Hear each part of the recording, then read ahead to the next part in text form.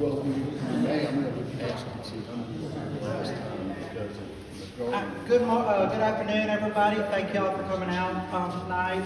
I appreciate everybody's interest in what's going on, and I appreciate the State Street Group for coming out tonight to do a follow-up from our previous meeting.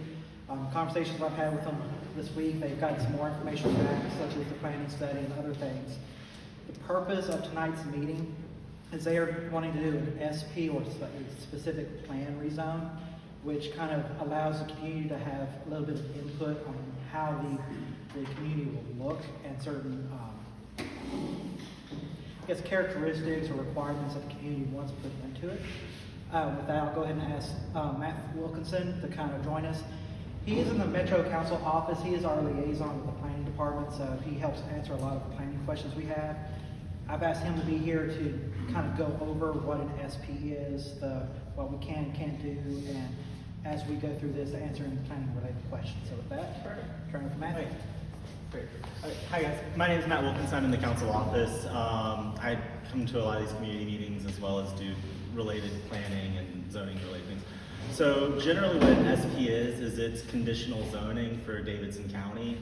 And so what distinguishes that from a typical RM20 or R10 zoning that you might see on your property is that it enables the council member Russ Bradford, or the planning commission, planning department, to work with developers on unique sites or sites that may have some challenges or sites that may need additional things for community support, and work with developers on getting that into the zoning document. And once it's included in that zoning document, it becomes law, and so they are required to do it. And so generally what we normally do on SPs, there are certain things we cannot regulate with an SP. And one of the big things that usually comes up at these meetings is rental. We cannot regulate any sort of renting 30 days or more at all through Metro. We can regulate short-term rentals. So if you don't want to see Airbnbs, we can write that out. So we can restrict that use from the development so that's a condition that we can include. More commonly though, generally, communities are concerned about landscaping and buffers, so we can require additional buffering and landscaping as a condition. We can also limit the height. I know a common thing now is to see the townhomes that are 3 stories where the garage on the first level and then 2 levels above. If you don't want to see that, we can condition that to be 2 stories and so many feet.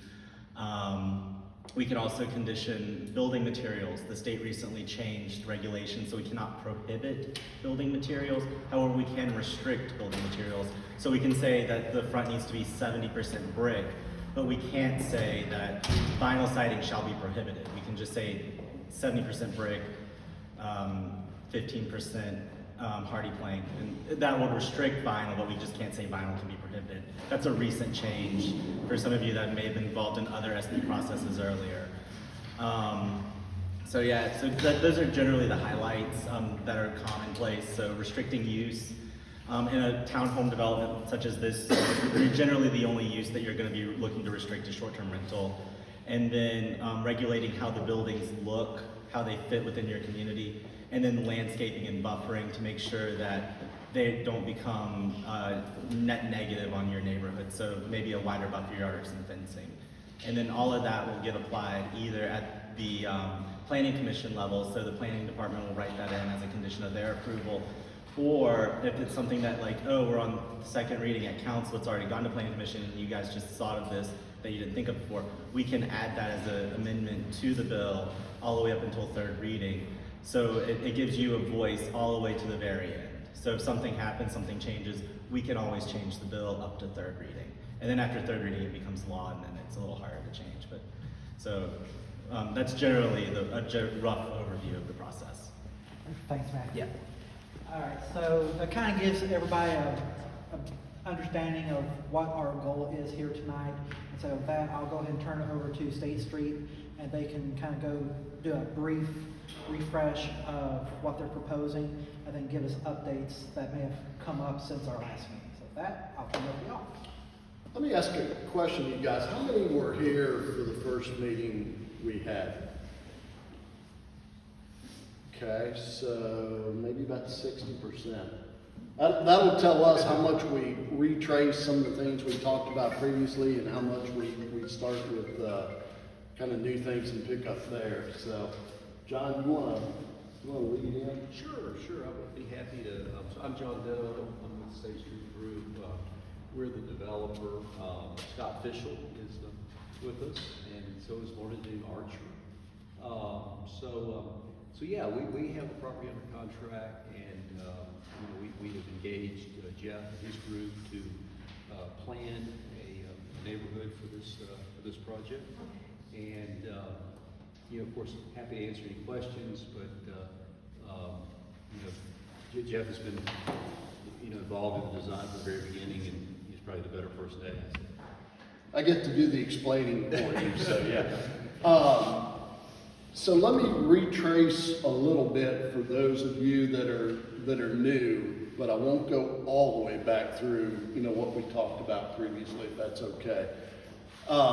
First of all, Matt Wilkinson mentioned this. This is an SP. That's kind of what we agreed to last time. And some of the things that Matt raised as far as what we're allowed to control within that are already included. Some of the things we talked about last time, so I'll go over that with you in a minute. I'll also, new things, we have a traffic study completed at this point, so I'll share what findings they had with you. But we'll start off by retracing steps a little bit. So we talked last time, I think all of you probably know where the site is. It's on this board right here with Interstate 40 and Massman Drive coming down. And this site abuts right at the corner of Massman and Frontage Road, which is the parallel road to Interstate 40. So basically Interstate 40 is our neighbor to the north, Massman Drive to the east, and then the other McRedmond Trust properties to the west of us. So that's the location. And what we talked about last time is every property in Metro right now has two things associated with it. You own a house, you have two things. You have existing zoning as far as what your property is zoned, and Matt mentioned like an R10 or an RM, 15 or 9. What that states by Metro zoning ordinance is what you can and cannot do with that property. It says what uses are appropriate. It says how big the lot must be. It says how tall your building can be, and if you want to do an addition, how far you have to hold it off your adjoining property line with your neighbor. So those things are controlled by Metro zoning. The second thing that every property has is a policy plan assigned to it, which is, if any of you remember Nashville Next, it was a big exercise across the entirety of Davidson County. There were community meetings in every council district and sub areas within each district, and they looked at what Nashville wanted to be as we grew. And basically that happened back in 2002, I want to say 2002, 2004, under two zoning directors, Rick Bernhardt, who was here at the time. So Nashville Next set out the vision of how we grew as a community. And you have zoning as far as what's allowed today, but you have the policy, the community policy, that is under the ideal scenario of how we grow, what could your property be at some point in the future? Now, they don't rezone your property without you asking for that to happen generally. So that is the path forward, but there is a vision that the community collectively did for each of our sub-council districts and said, hey, this is what we see for our neighborhood as we add people to Nashville and grow together. So the policy for this area is Massman Drive is actually a dividing line. To the east of Massman Drive, the policy is neighborhood maintenance. And what that says is growth in that area should be generally commensurate with what you see there today in terms of single-family homes, lot sizes. Basically that if you're going to build a new house, it should be in keeping, or develop a piece of property the lot should be in keeping with what you have there today. The policy on the west side of Massman Drive and all the way over to Mill Creek is neighborhood evolving policy. And we talked last time, what does that mean in terms of how it lines out the principles of neighborhood evolving? And basically, here's a summary right out of the community character manual. To create or enhance neighborhoods, both detached single-family and plex houses exist as predominant styles. A network of roads interconnected that mix in local, collector, and arterial streets. A mix of housing types versus groupings of single types. Mix and placement of housing considers the street type. Higher density adjacent to higher intensity policy. And buildings at the edge of the policy should step down toward lower density areas.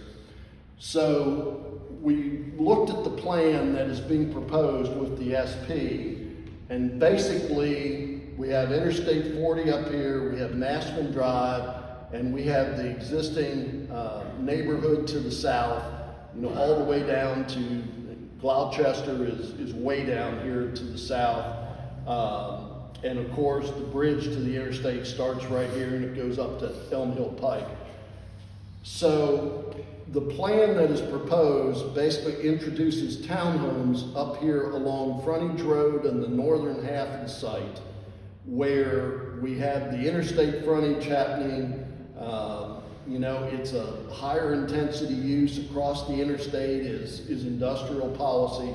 And then we transition about midpoint in the site to a single family lot configuration with a public street going through it that in the future would allow for the undeveloped property to the west whenever that was deemed to be appropriate by that landowner.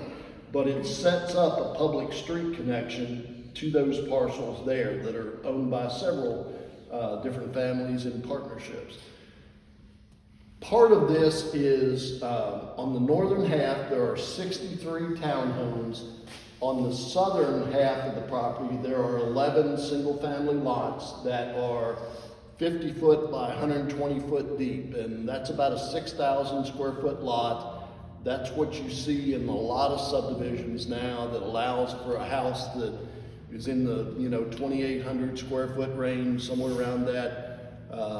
25 to 28, say, 35 to 40 foot wide, and anywhere from 40 to 70 foot deep. So the footprint for those lots, and those would be individual lots with homes built on them, allow for those size homes. The street, Massman Drive, is identified as a collector roadway on the metro roadway system. And you heard me say over here when we were reading about the principles that you need a mix of street types to support more intensive uses. So Metro says local street is, if we live in a subdivision out front of our house, 50 foot wide right of way, anywhere 27 foot pavement generally, that's a local street.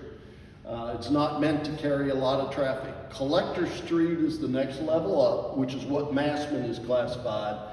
And then arterial streets would be Murfreesboro Road, Elm Hill Pike, that type of street network. So basically, local streets flow into collector streets flow into arterial streets.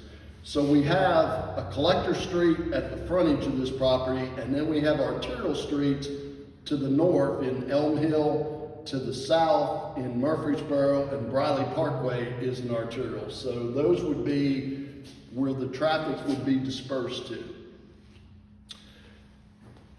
Let me go over here. So in the SP as it is proposed today, we set up two classification districts, one for the townhome product and one for the single family. And part of the things that are in there right now, Matt said we can't say prohibited materials, well, that actually is in there, so you probably would tell me to change that, but we can say only 2% of a structure. What we're willing and limiting is any kind of vinyl siding. We are limiting any kind of ephes. You can have a vinyl on your eaves, which a lot of homes have just for maintenance up under the gutter system, but that would basically be it. We are saying the tree row along the western side of the site will be preserved with the development, so those existing trees there will stay. We are saying 3 stories in height on the townhomes and 2 stories in height, or actually it's a maximum height on the single family homes down here on the southern portion. And how that is done, and I have a copy of the booklet over here. This is public record. We can certainly share this, but it is set up where we communicate those districts, and then under each of those sections, there's a table of bulk regulations that says, here's how much of the site we can cover. We talked about 3 stories, parking per metro code, et cetera, et cetera. Porches have to be so deep if a porch is provided on the home. We talked about last time that yes, architecture changes over time, but some of the things that link neighborhoods together are things like porches on the front of some of the homes. Some of your homes certainly have that. It was a style back to the ranch house style that you see, on a lot of the lots. So that's something we're looking at to tie architecture together.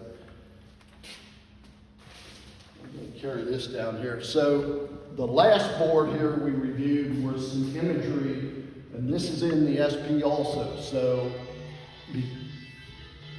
I'm going to let you take a moment and take care of that. So what you do with an SP is you have visioning imagery that basically, at the time of zoning, you show imagery of the type of structures that you propose to build, material-wise, height-wise, scale, etc.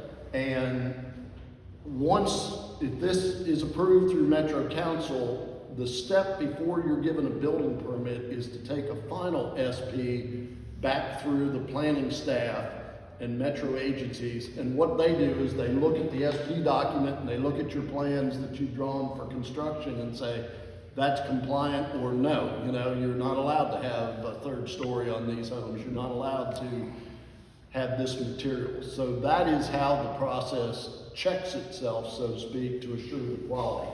So on the imagery for the single family homes, you see we talked about a lot of it being a hardy siding product with some mix of masonry in on that, porches being shown or stoops, window patterns and gables on the roofs, picking up some of the same architectural elements that you folks have.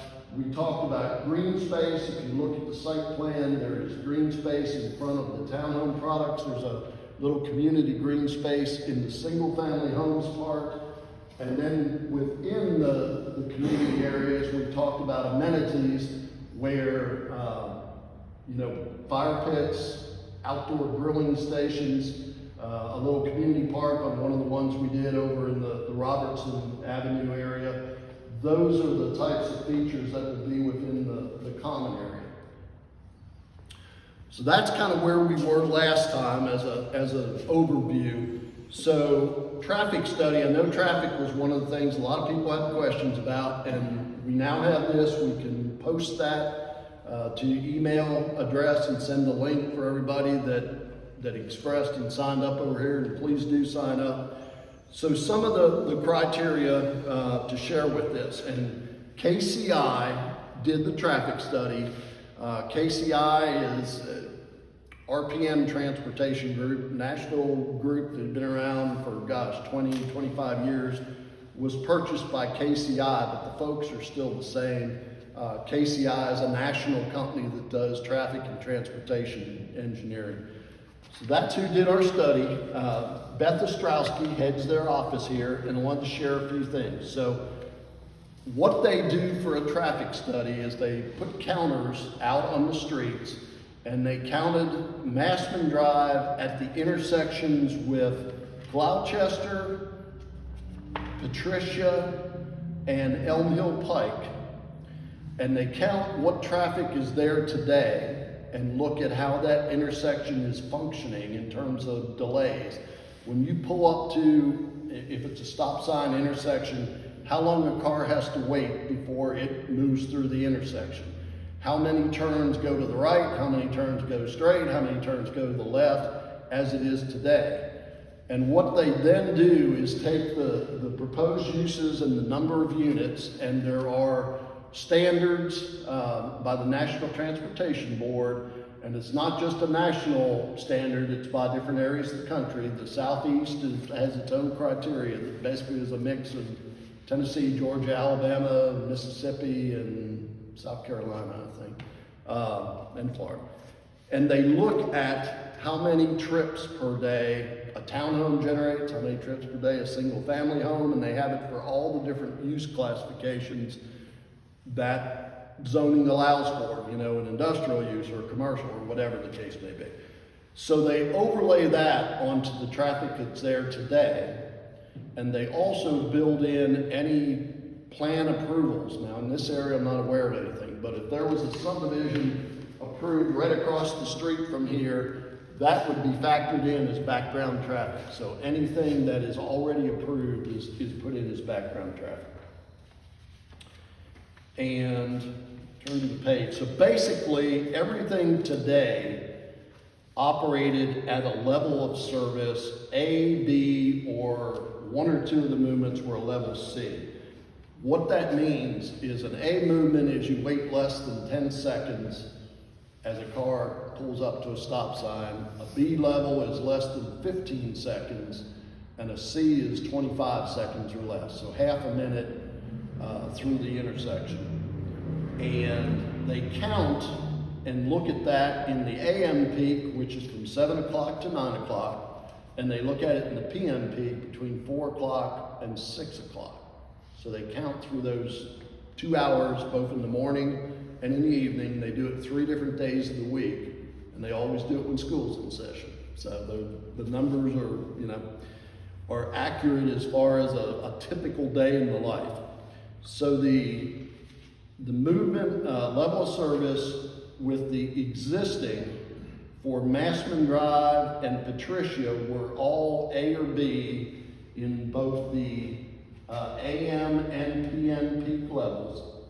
And at Massman and Elm Hill Pike, it was a level C service, which is a signalized intersection. The others are not. And then Massman Drive and Glastonbury was the same thing, with one of the PM peak was a C level of service.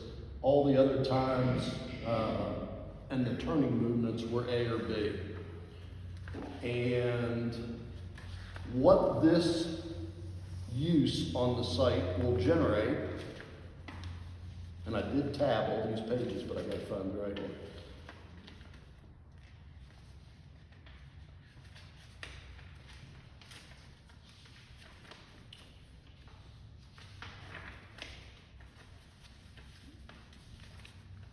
So new trips with the 11 single-family homes and 63 townhomes.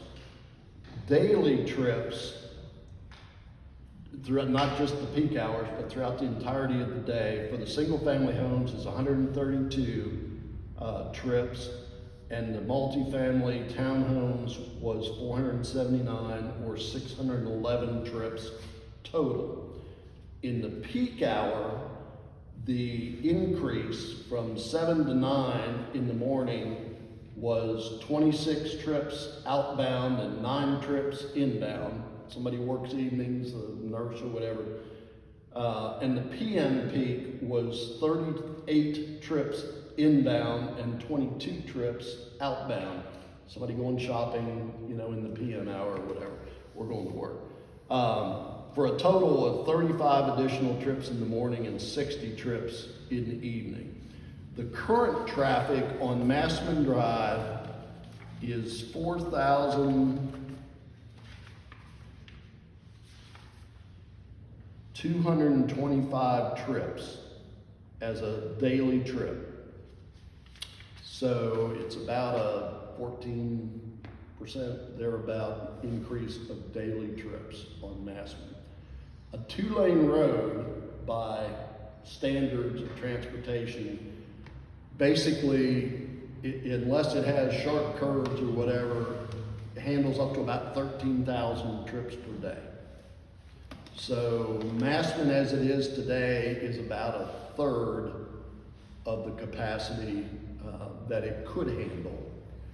And this adds a total on the daily trips of about 611, but the timing of delays at intersections basically doesn't change for the traffic study.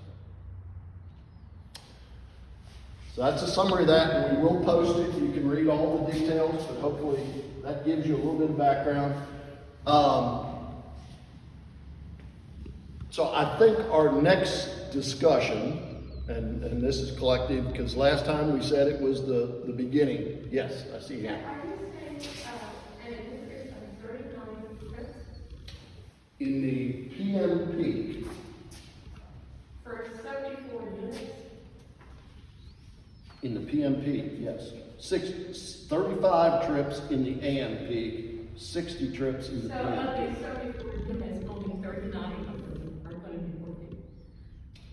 Well, there's a lot of people that work from home, there's a lot of people that work off hours, so if they don't go from 7 to 9, that is the standards. And those are And per- in the morning, the same thing. in the morning, there are, out of the single family homes, out of 11 single family, there are 7 trips exiting between 7 and 9, and there are 19. No, I'm asking for Exiting. the additional trips. That is what this use will generate. 7. 7 in the morning 74 units you're putting in there.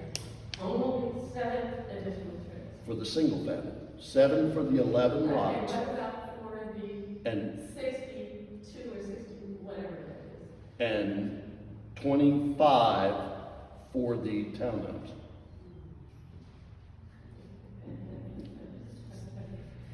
They do not, I mean, these are the national standards. All I'm saying is it's just I will post it and you can read it. yeah, I and should read it. And we All I'm can, saying yeah, is it does not seem right. I understand. What we think is that everybody gets up and goes to work, and it's true of a fair amount of town of folks, but that is the standards for the southeast combined. So I'll let you read. I'll tell you what we can do. Send your questions in an email. I'll send it to Beth Ostrowski and let Beth respond to you.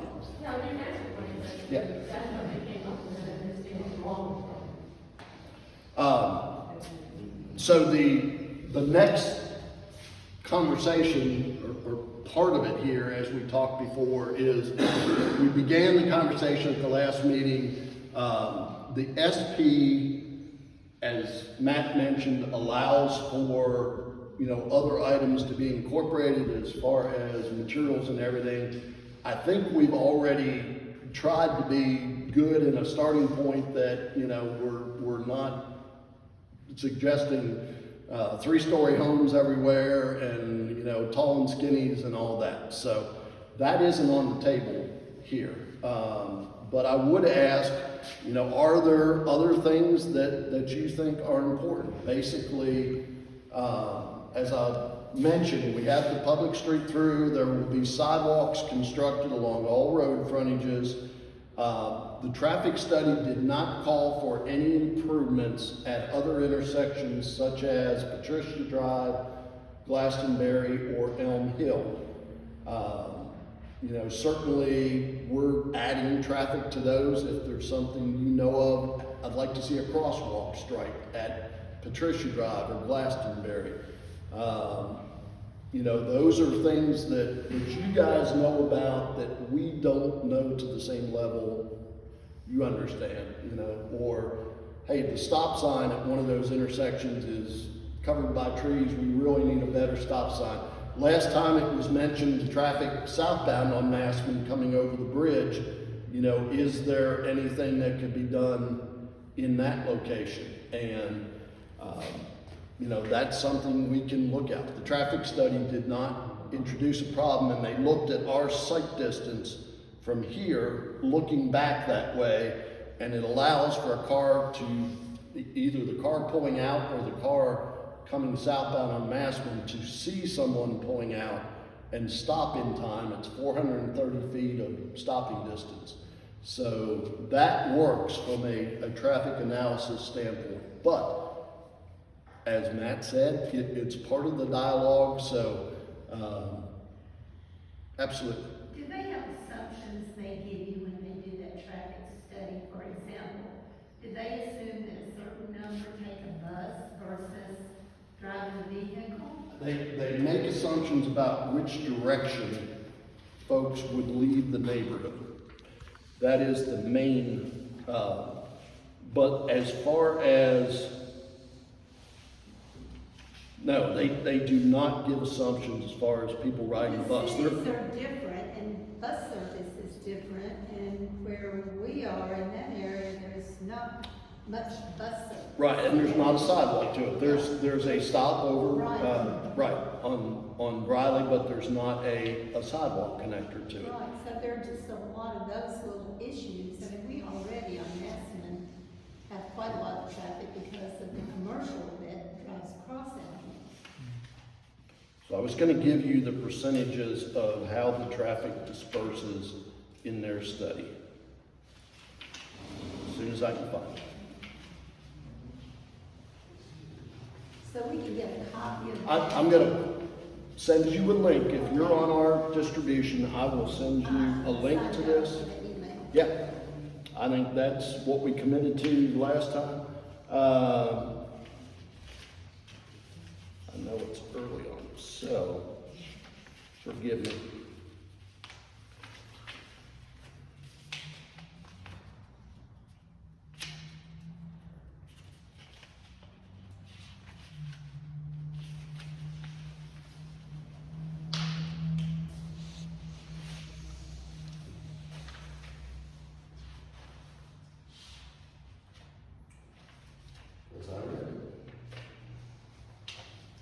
So I just want to make sure I'm understanding your question correctly, just as a part of the building. Is your fear or assumption that there's just so many people there that are working, they're all going to be leaving at No, the same time? I I just want to make sure I I'm not understand your- necessarily saying they all leave at the same time, but I do know that in our neighborhood, most people do not take buses because there's very little bus service. So to get to work, they're driving. Sure. And many homes, you have more than one vehicle. Yes.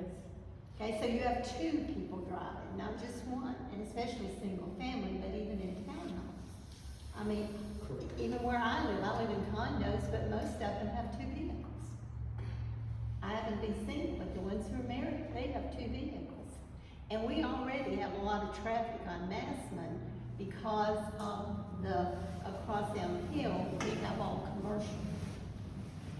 So my concern is, that's why I ask about assumptions, because when they do traffic studies, I'm assuming they're looking at a city, and cities have different bus service, or different ways, other ways of communication. Right. In Nashville, we have omnibus, frankly. They- So those numbers just, those numbers just don't make sense to me.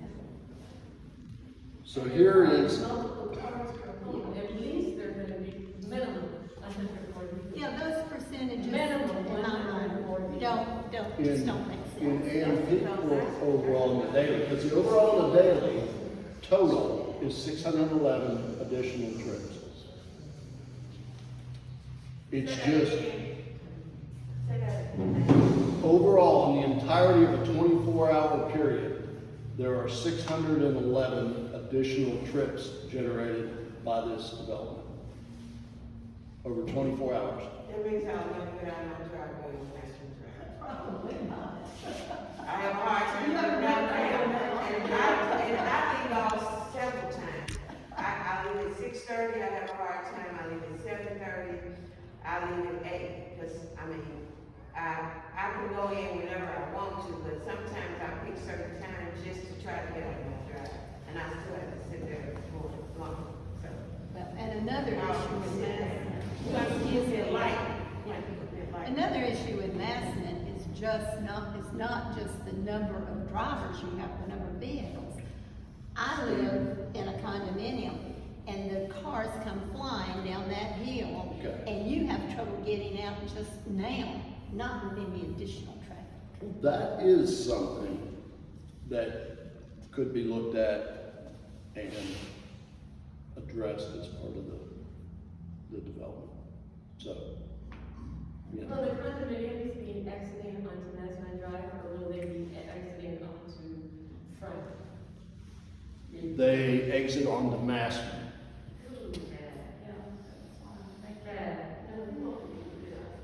The only way they can use the interstate is to turn right and go through the neighborhood, and you drive part of the way to 40. Right.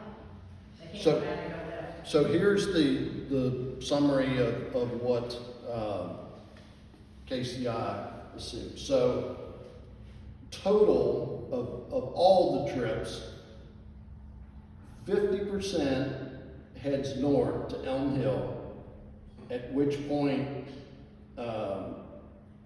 35% of the traffic heads east on Elm Hill, 15% goes to the west on Elm Hill.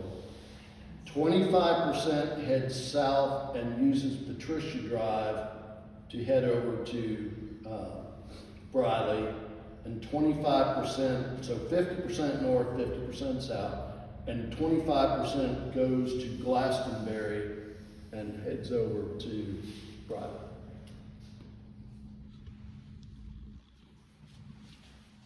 How do they know the people that live there that that's where they're gonna work?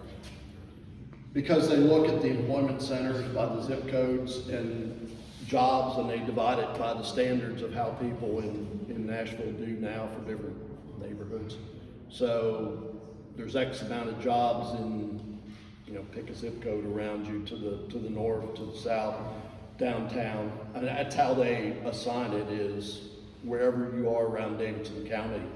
The employment centers that surround you, the amount of jobs generated in those, and percentage of people. So if you had 5 families that all worked at the same law firm or factory or whatever the case may be, then that probably isn't covered in an analysis like that. But that's how they do it and apply it.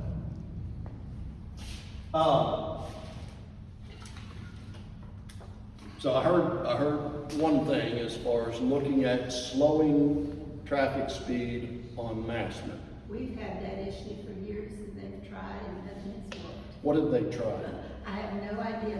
They put up signs, they put up deer crossings, they put up, you probably know Russ more than I do, but this has been going on for years. It's not new. Okay. Is it more excessive speed headed southbound on Massman or headed northbound up toward Elm Hill? Either way. Well, Both ways? it's going They down. drive it. It's They going can drive down it. the hill.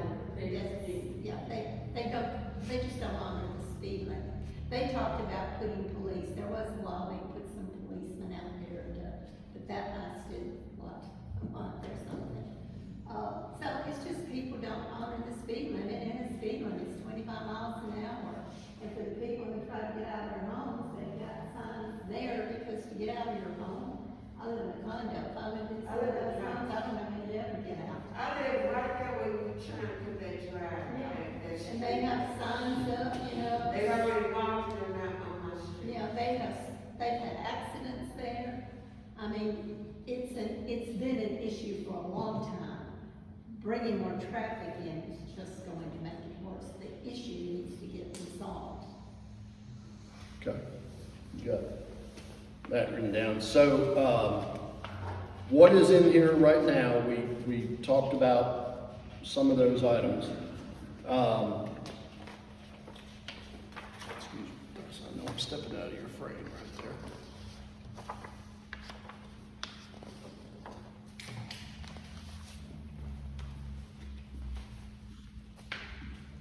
So landscaping, Matt mentioned as the buffer requirement being a possibility. We are preserving the tree row on the west, we are intending to do some landscaping along that southern buffer as well. If there were anything additional, but the tree line is in here. Is there anything, street trees will be provided along all road frontages. We talked about sidewalks. Those, trees go on Massman Drive, so we can not have to look at those three-story, condominiums. There will be street trees along there. And you get those tall evergreens.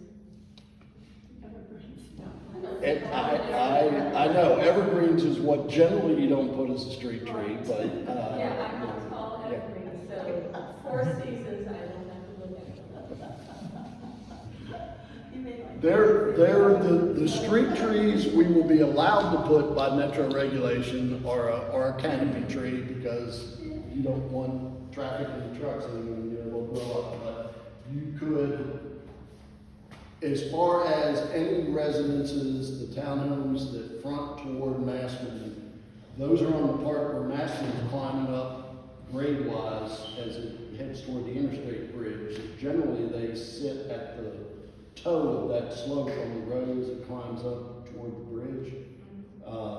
So part of it is screened just by the natural grade of the road there. But I mean, a comment that we will provide landscaping along the front of all of those units, we will intend to do that. I don't mind, I have an issue, because it doesn't live in the Okay. I saw him back there. Along the back of the residential lot, will there be trees or fencing right there? The south side here, Yes, right there. Yes. there is not a buffer yard required, but that is open for discussion. So, a buffer yard per metro along the southern boundary. Okay.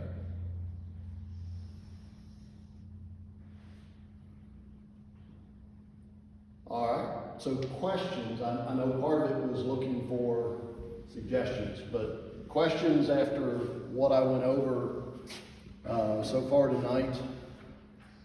I have a question. So, looking at the way it's designed, you know, there's been concerns about the traffic emptying from the townhomes on the Massman.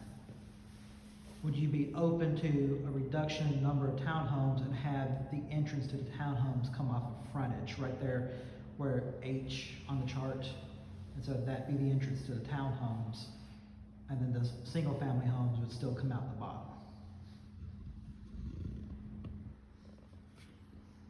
You want to hop up here with me as the questions get tougher? So, could we connect to the frontage road? That's a undersized road right now. You know, that would, basically, we'd have to build sidewalks and everything. It could come out there. That is the low part of the site, so we need to preserve our stormwater control up along that edge.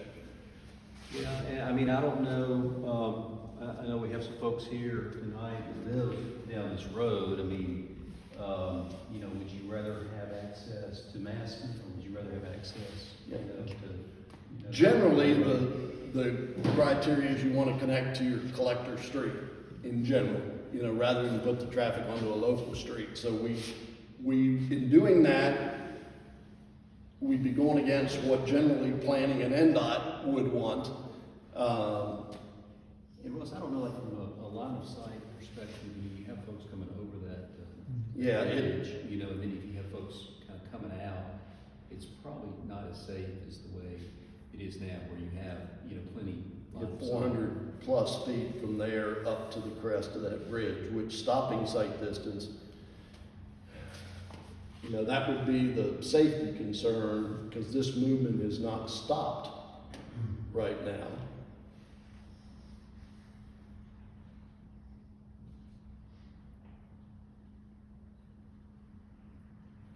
But I think everything's willing to be looked at.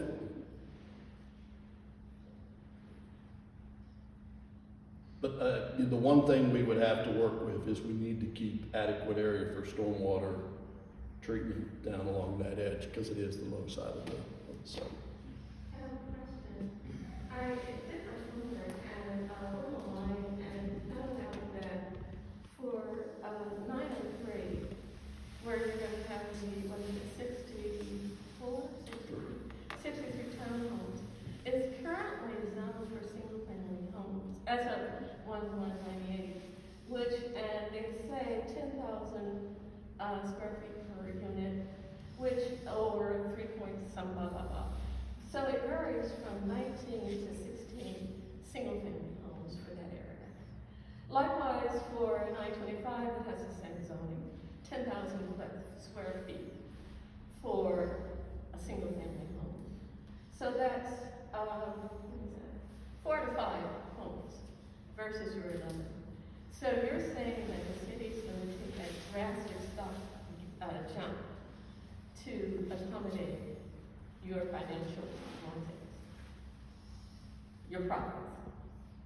I'm sorry, Ms. Ledette, what is your question again? My question is that, will the city actually take that dramatic jump in changing the community? Well, I think that's the process we're going through is requesting that. You know, all the agencies look at it. Councilman Bradford, his opinions, hearing your concerns and such are weighed out. But, you know, the facts are Nashville needs housing. Is this adjacent to Interstate 40 and a collector roadway appropriate for additional single family, or is a mix of housing types the best use of that land? The type of people that are moving here to Nashville to work or professionally, they would like something that's zoned the way it is right now. I think some would. I think A there's lot of them would, instead of creating a ghetto. Well, Ms. Ledette, we are certainly not trying to create a ghetto.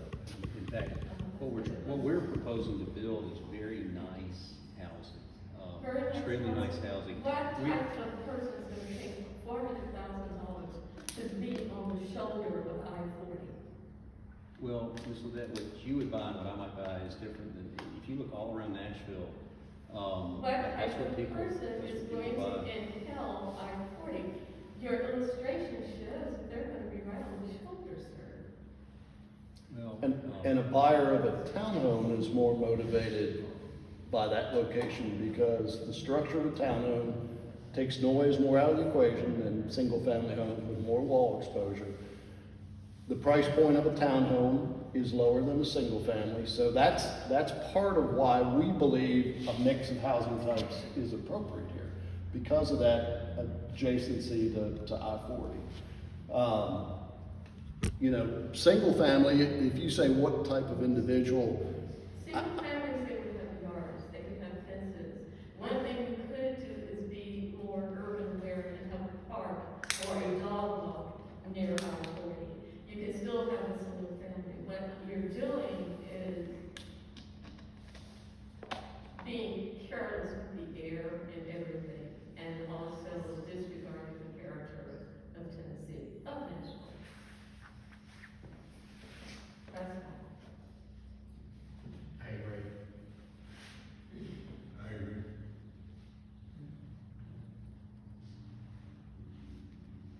Yeah. We agree. Well, you know, right now, you could build probably 30 structures by the current zoning. And, you know, with current zoning, if we were to sell this property to somebody else, they could build, you know, basically whatever they wanted to with no input from the community whatsoever. So they could build 4-bedroom rental houses that are totally made out of vinyl. And it would be an inexpensive house, and it would rent very well, and somebody could make a lot of money on that. But I don't think that's what you want in your neighborhood. What we're trying to offer is a very nice product. It really is. and the no short-term rental is part of the SB standard, so, which is not in the current zone. I understand. I mean, that's part of the process is folks have differing opinions. And I said last time to one person we spoke afterward is it's good to come together and talk through them and see where we can agree and where we'll agree to disagree. But I think, you know, the process is there are certain things that could be important to you that we can incorporate into the design. And then it goes through the process and, you know, you're never gonna satisfy everybody on a redevelopment proposal.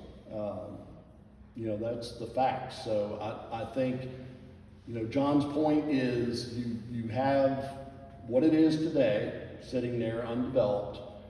You know there's a need for housing. We can agree or disagree about varying housing types is good for Nashville or it's not. You know, what is appropriate adjacent to an interstate versus other sites that don't have that. But in the end, it is zoned and somebody can develop it today, 10,000 square foot lots, and there's not any criteria on materials, there's not a criteria on keeping buffer yards, there's not a criteria on providing the common areas and so on and so forth on that. So that's the facts, and you know, I think the process is, you know, we're here so you can learn about it and express your concerns back to Councilman Bradford, and you know, everybody is heard in the process. But I think John's right. You know, we're trying to do a quality project, and we're here meeting to discuss it and listen to, you know, what you would like to see in it. It's not where we're able to, you might say, I'd love for nothing to be there, and I understand that. But that isn't the market as properties, you know, develop and the owners of those properties hit different points in their lives, and you know, properties transfer ownership. So we try and do it in a responsible way. Our firm does. What can you, I have a question. You know, I understand Nashville's growing, and I understand we have a need for housing. I'm not exactly sure about this one. But what can be done about traffic? That is the biggest concern I have. And I've lived there for over 20 years, and I have watched how it's gone. And I can tell you, you better tell every one of those people if they've got to come up Massman or go down Massman where that hill is, they better not go to work that day. We have cars stuck there when it snows and ice. You can't get out. We have people coming and parking in our condo areas because there's, not only is there traffic problems, there's weather-related traffic problems. And they get stuck there. I couldn't get home one night. Do you live in condos kind of up the hill? No, we live at the bottom of the hill, and I still couldn't get home one night. Yeah. And I'm at the bottom of Massman, not at the top. I don't know how the people out there ever get up and down. I mean, you live there, so, but am I not correct? Do you not see cars parked up and down that street? They can't get up and down. Yeah. We have them come and park in our parking lot. This year, the first big snow and ice we had a car stuck there for 3 days. That is. And those are serious traffic problems that anybody who moves into those homes and townhomes are going to experience. Not just us.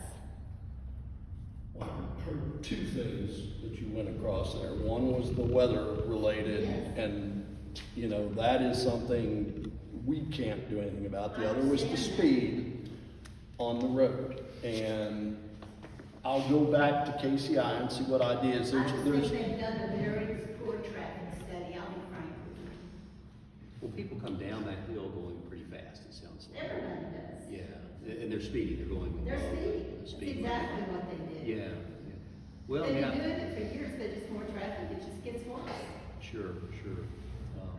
And that stretch of Massman is not densely populated. I mean, you've got just a few houses that are spread out. You have So a few houses. I think people feel like they can just take off, you know, as they go Well, there's a down. stop sign up there at Patricia and Massman, it's Right. not like you're Yeah. just, going a long distance. No, there's a stop sign at Patricia and Massman. I mean, there are some traffic calming measures that we can have them look at and see, you know, you have to bring NDOT in on a collector road, but there are some things that we can look at and look at doing. If you look at some other neighborhoods, there's some little roundabouts that have been put in different roadway configurations. There's one out, I live out in the Bellevue area, right where Sawyer Brown and, you know, the main road through there were stop signs. Well, they took one out and did a little, not a big roundabout, but a little one that But the slows nice thing traffic. about Sawyer Brown out there is you don't have commercial across the street over there with all those people coming back and forth. And you've got better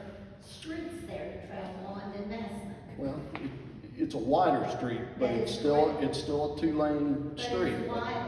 Yeah. Massman is Well, are not the- wide but streets. believe it or not, though, I will tell you this, is the wider the street, generally, the faster people drive.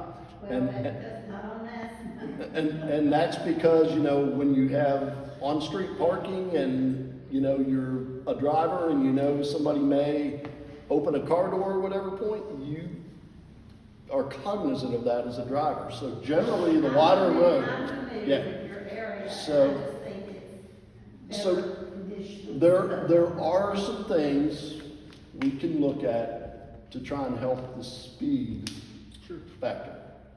So let us take that back. Russ, have you had complaints about that and looked into it? Of the speed on Massman? I've been looking into it. The one thing with Massman, because it's considered a connector street, it doesn't meet the whole traffic calming applications that you hear about. Those are only for Local streets. So Massman would qualify for traffic calming, but, you know, we can look at what kind of, is there some engineering things we can do on Massman? You know, like you mentioned, there's some psychology that goes into, you know, the narrower the street, or if there's more trees, or tree-lined streets, people tend to drive slower because they feel more confined. Whereas a street where you've got, it's wide open, or it's a wider street, people go down a lot faster. So there's ways that can be striped to make it where you have to actually focus or pay attention and slow people down. So there's things that NDOT can look at doing to kind of work and play off the psychology and work and the engineering. Well, because when you're on a normal street, you know, I've lived in houses before, and when you're on a normal street where you have trees and houses, most people don't speed that much because they know it's a neighborhood. Massman, because it is, everybody's going downhill and they're anxious to get to where they're going, period. They're going to work. And they're flying down. Or go to the market or whatever it is they're wanting to do. But they have a purpose. They're not just driving through a normal neighborhood. And I think that's a big part of the issue. Okay. Let's see what we can do. You had your hand up. Is there anything you can email us that claim right there? Yeah, we can post the SP document to the same website with the traffic study and send you a link. Yes? The main benefit that I'm hearing about this is that something worse could go in there.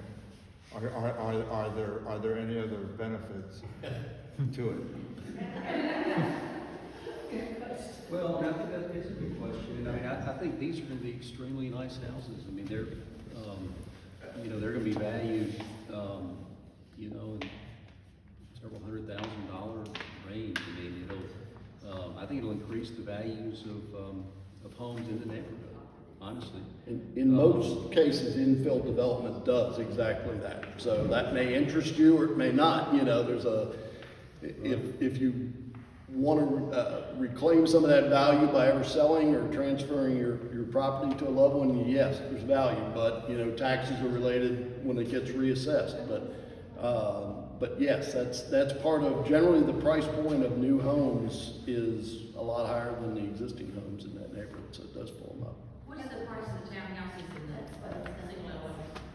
We haven't priced them yet because we're still trying to narrow down exactly what we're gonna The hill, general but ballpark $300,000-400,000. for the townhomes or $500,000. single homes? For both. I mean, this is nice housing. I mean, it really is. So are you saying the value of my house will go up because I'm facing a three-story townhome? I think it would go up because houses in the immediate area. It's gonna be easy to sell because I'm facing a three-story townhome. The value of my house will go up. The I value, don't think you will. You're smiling, I agree with you. I'm sorry. I missed that. I would bet you a good lunch, yes, the value of your house, and it's not by an individual townhome style, it's about a new development with the price points across that section. I've never seen go down with quality housing coming in, so. Other hands?